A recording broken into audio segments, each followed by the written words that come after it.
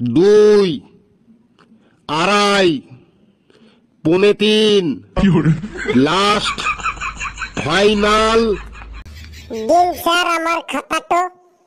এই নে, তুই শূন্য পেয়েছিস। এটা হতেই পারে না, ভালো করে আরেকবার নামটা পড়ুন, অন্য কারো খাতা না তো এটা। আমি কি নিরক্ষর? নাম পড়তে পারি না আমি কি অন্ধ? এই নে, ভালো করে দেখ, তোর নামই লেখা আছে।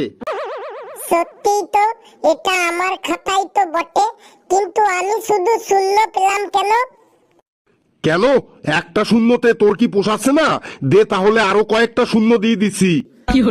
সেটা বড় কথা নয় স্যার, আমি তো পাটিগণিতের অঙ্কগুলা ঠিকই করেছিলাম। ঠিক করেছিলি? তাহলে অঙ্কগুলি আমি পড়ে শোনাই সকলকে, তাহলেই বুঝতে পারবি তুই ঠিক করেছিলি কি ভুল করেছিলি। শোনান স্যার দেখি তাহলে কোনটা ভুল করেছি আমি। 20 জন রাজমিস্ত্রি মিলে 30 দিনের মধ্যে একটি বাড়ি তৈরি করার কাজের ঠিকা নেয়, কিন্তু 10 দিন পরে 10 জন মিস্ত্রি কাজ ছেড়ে দিয়ে বাড়ি চলে যায়। তাহলে বাকি 10 জন মিস্ত্রি মিলে ওই বাড়িটির কাজ কত দিনে শেষ করবে? তুই উত্তরে লিখেছিস 30 দিনেই শেষ করবে। কি করে এটা? হ্যাঁ স্যার, 30 দিনের মধ্যেই ওই বাড়িটির কাজ শেষ হয়ে যাবে।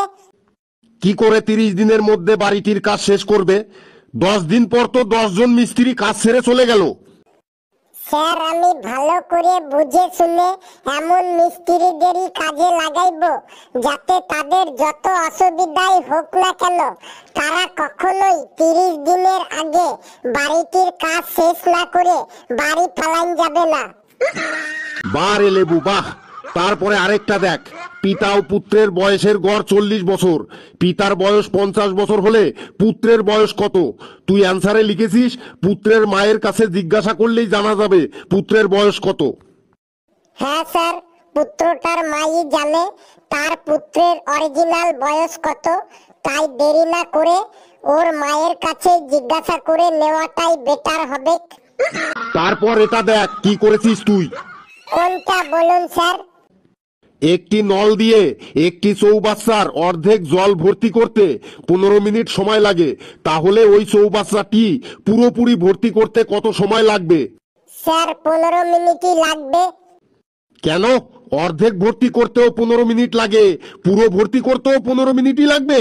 তুই আবার এখানে কি ফর্মুলা লাগালি? স্যার ফর্মুলাটি হলো আমি ওই নলটি বাদ দিয়ে আরো ডবল মোটা নল লাগাই দেব, তাহলেই 15 মিনিটের মধ্যে চৌবাচ্চাটি ভর্তি হয়ে যাবে। বেশ, তোকেও এবার আমি পেদানিতে ভর্তি করছি। এই নে, এই নে, এই নে, এই নে, যা ভাগ এখান থেকে। Felu, present sir. আমি নাম প্রেজেন্ট করছি না, আমি তোকে ডাকছি, এখানে জলদি চলে আয়। স্যার জলদি কা কাম শয়তান কা হতা হ্যায়। তুই আসবি নাকি যাবো আমি ওখানে? বলুন স্যার। তুইও ফেল। কোনো ব্যাপার নেই, পরের বার পাস হয়ে যাব। পরের বার তুই আর থাকতে পারবি না এই স্কুলে। তাহলে অন্য স্কুলে চলে যাব। আমাদের দেশে কি আবার স্কুলের অভাব? আমাদের দেশের কোন স্কুলেই তুই আর ভর্তি হতে পারবি না। তো কোনো ব্যাপার নেই, দেশের বাইরে চলে যাব, বিদেশে ভর্তি হব গিয়ে বিদেশে। তোর ক্যারেক্টার সার্টিফিকেটটা এমন বানিয়ে দেবো না, তুই আর পৃথিবীর কোথাও ভর্তি হতে পারবি না। যেখানেই যাবি সেখান থেকেই তোকে তাড়িয়ে দেবে। তাতেও কোনো ব্যাপার নেই, পৃথিবী ছেড়ে অন্য গ্রহে চলে যাব পড়াশোনা করতে। তোর এই ফালতু বকবকের কারণে তোর সাথে যারা থাকে সবাই ফেল করে, না তুই নিজে পাস করিস না কাউকে পাস করতে দিস।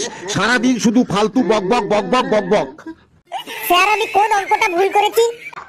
তুই তো সব অঙ্কই ভুল করেছিস, তার মধ্যে একটা অঙ্ক আমি পড়ে শোনাচ্ছি, মন দিয়ে শোন।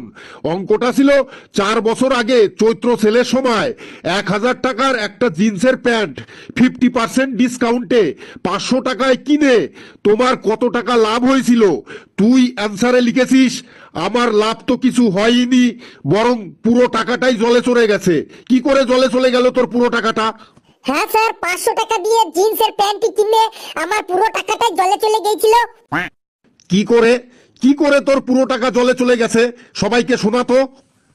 স্যার 4 বছর আগে চৈত্র মাসে আমি একদিন বাজারে গিয়েছিলাম, দেখি সব জামা কাপড়ের দোকানদাররা চেল্লাচ্ছে ওই 150 করে 150 করে 150 করে, কেউ কেউ আবার বলছে ওই 200 করে 200 করে 200 করে। এইরকমই একজন দোকানদার হাতে একটা জিন্সের প্যান্ট নিয়ে চেল্লাচ্ছিল ওই হাজারের মাল 500 করে, হাজারের মাল 500 করে, হাজারের মাল 500 করে, 50% ডিসকাউন্ট হয়ে গেল। আর একটাই পড়ে আছে, ও দাদা ও বৌদি সেল চলছে সেল, হাজারের মাল 500 করে হয়ে গেল, সেল সেল সেল। আমি তখন ওই লোকটার কাছ থেকে 1000 টাকার জিন্সের প্যান্টটি 50% ডিসকাউন্টে 500 টাকা দিয়ে কিনলাম। তাহলে তোর টাকা কি করে জলে গেল? শেষ পর্যন্ত শুনুন। তারপর বাড়ি এসে ওই জিন্সের প্যান্টটি 2 বছর একদম গাদিয়ে পরলাম, হাঁটতে মাঠে ঘাটতে সব জায়গাতেই পরে যেতাম। 2 বছর পর ওই জিন্সের প্যান্টটির হাঁটুর কাছে ছিঁড়ে গেল। তারপর ভাবলাম 500 টাকা দিয়ে প্যান্টটি কিনেছি, এত তাড়াতাড়ি ফেলে দেবো, তার থেকে হাঁটুর কাছ থেকে প্যান্টটি কেটে দিয়ে তারপর 12 মুন্ডা বানিয়ে ফেললাম। ওই 12 মুন্ডাটি আবার 1 বছর পরলাম। 1 বছর পরার পর 12 মুন্ডাটির পেছনে মানে পাছুর দিকটা একদম ঘষায় ঘষায় ছিঁড়ে গিয়েছে, ফুটো হয়ে গেল। এরপর ভাবলাম 500 টাকা দিয়ে কিনেছি, এটা ফেলে দেবো। তারপর ওই 12 মুন্ডা কেটে দুটো রুমাল বানালাম। ওই রুমাল দুটি আবার 6 মাস ব্যবহার করলাম। তারপর রুমাল দুটি ফুটো হয়ে গেল। তারপর ভাবলাম 500 টাকা দিয়ে কিনেছিলাম, ফেলে দেবো। তারপর ওই রুমাল দুটি রান্নাঘরে ওই যে গরম হাঁড়ি কড়াই ধরতে নেতার মতো ব্যবহার শুরু করলাম। তারপর 6 মাস পরে ওই নেতা দুটিও নষ্ট হয়ে গেল। তারপর ভাবলাম 500 টাকা দিয়ে কিনেছিলাম, ফেলে দেবো। তারপর ওই নেতা দুটি পুড়িয়ে ছাই বানালাম। তারপর ওই নেতা পোড়া ছাই দিয়ে দাঁত মাজতে মাজতে পুকুরে গেলাম। দাঁত মাজার পর পুকুরের জল মুখে দিয়ে কুলি কুলি করে পুকুরের জলে ফেলে দিলাম। আর মনে মনে বললাম, যা আমার 500 টাকাটাই জলে চলে গেল। তাহলে স্যার গেল না 500 টাকা জলে? কি সাংঘাতিক রে! তুই এবার থাম বাবা থাম, না হলে কিন্তু আমি অজ্ঞান হয়ে যাব। এই তোরা বস, এই নে তোর খাতা, আমি আসি এবার।